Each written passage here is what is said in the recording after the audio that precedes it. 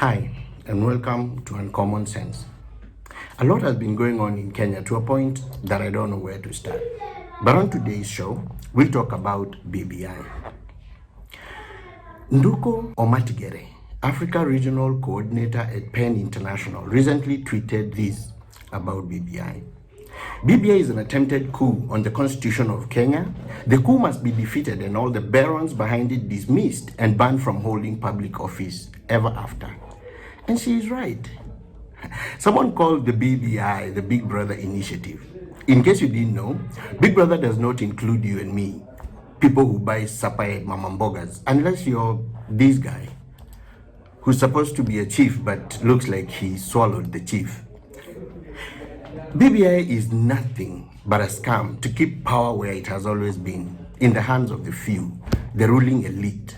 It's like the headmaster in your old school forming a committee of students and teachers to decide how the school is going to be governed. You know, no matter how much you push it, the headmaster will not allow you to do biological practicals with the hot Kiswahili teacher as the live model. Well, class, this is how production begins. Miss Wahome, please take off your clothes. Yeah. As it is, we already have a government that is too large. 47 counties in a country that is 580,000 square kilometers is simply ridiculous. Comparatively, Texas, a single state ruled by one governor in the United States, is 678,000 square kilometers. All right? If Kenya was in the US, we would be ruled by one governor. Well, and maybe this chief. If the question of reduction of counties ever gets to a referendum, I'm nominating Wahome Mutai for the role of governor for the entire country. I know what you're thinking. He's dead, but hey, I believe he would do a better job than most of the leaders we have now.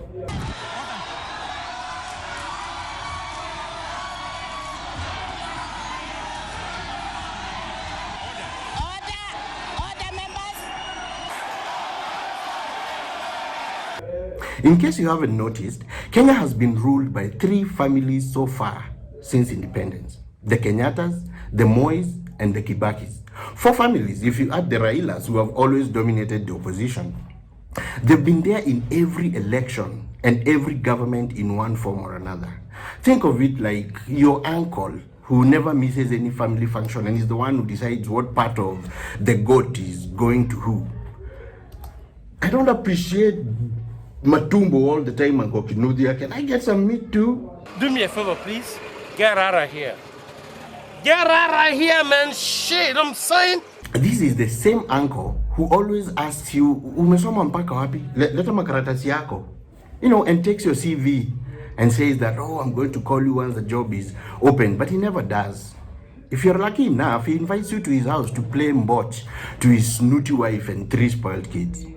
Citizen TV Kenya reported Professor Makau Mutua as saying this about BBI. When a constitution is amended to suit a few, things do not end well. My caution to leaders would be to include Kenyans in the process and to address deep-rooted issues such as ethnicity, youth, and gender. The BBI was born out of the handshake between Uhuru and Raila Odinga in early 2018. If you remember that, that's the day the opposition officially died. Now, the committee tasked with forming the necessary groundwork for the proposed constitutional changes handed in their report to the president in November 2019. It was chaired by none other but Garissa Governor Yusuf Haji, the same man who was filmed firing a gun in the air during a wedding. Yeah, that's the kind of leaders we want to trust with the future of our country. Right? Yusuf Haji joined the provincial administration of Kenya as a district officer and went on to serve as provincial commissioner, that's PC, between 1970 and 1997. That's 50 years ago, before most of you watching this show were born. And he was PC for 27 long years. Longer than Moi was president. And remember that thing I mentioned about ruling families? Well, this is Nurdin Yusuf Haji. You know him as the Director of Public Prosecutions. Did you also know he worked as a Deputy Director of the National Intelligence Service and worked in the Attorney General's office since 1999? Basically, it's the father working to change the rules that the son will enforce. That should make for interest family dinner conversation. Hey Dad, I prosecuted an old man accused of driving a vehicle into an eye hospital. I think all people should retire from driving. Watch your mouth, son. Old people are people too. Not only can they change the constitution at 80 years old, we can become presidents at 77 years old. By the way, anyone seen my gun? Haven't shot it lately.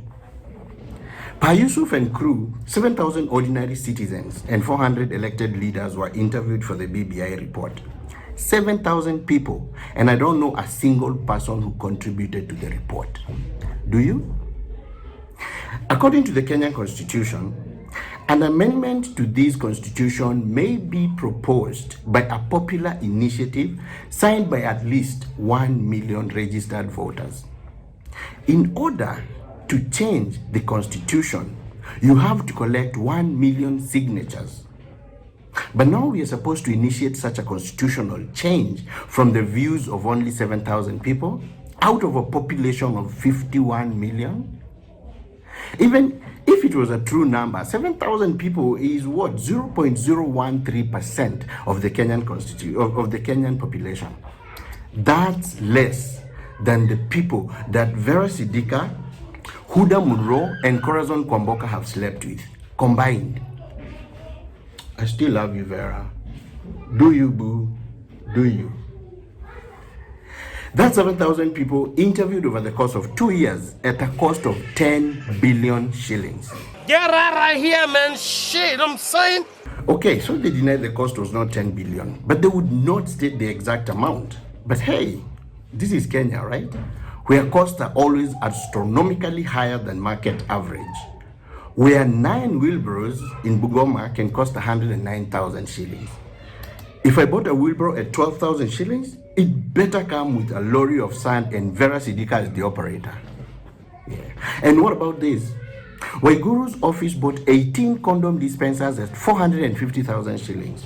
That's 25,000 per machine. I wonder what kind of condoms these machines dispensed. Maybe it came with candy, edible panties, something.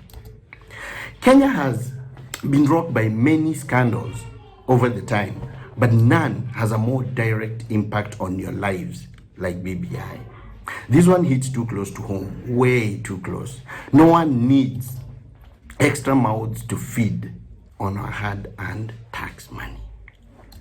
We already have COVID millionaires and MPs earning sitting bonuses for doing the same work that they do every day and get paid millions for it. If we were to apply this model to everything, you would have to pay your domestic help about 12,000 shillings a month, a laundry allowance, a cooking allowance, and a crying tot allowance. Yeah, kwanza wale mko na watoto wengi sana wanapiga makelele. And still have to pay her mileage when she goes to the grocery store.